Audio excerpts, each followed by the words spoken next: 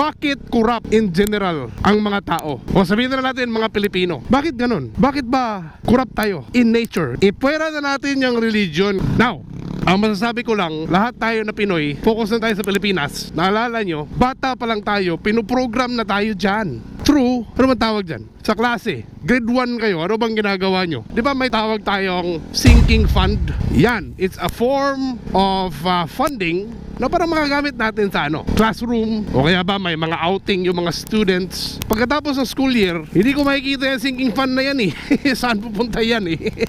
Saan ba napunta yan? Pero may mga list of officers tayo sa class, di ba? President, PIO, treasurer, auditor. Walang mga silbi. Kasi yung mga bata, wala silang pakialam dyan. Until such time na darating tayo sa high school, gano'n na may na tayo, may mga isip na, or sa college. Yung iba dyan, naproprogram. Makakahanap sila ng loophole, makakahanap sila ng way na aabusuhin yung pera ng klase. Klase pa lang yan ha? Sa klase pa lang yan. Kasi alam ko, may nangyari sa amin noon. Not in grade 1, not in grade 2, but you are programmed as early as 7 years old about funding. And that way, kapag alam na natin kung paano yung gagawin, alam na natin yung tama sa mali, dyan na tayo, dyan na lalabas lahat. Okay? So yan ang mahirap dyan eh. Since grade 1,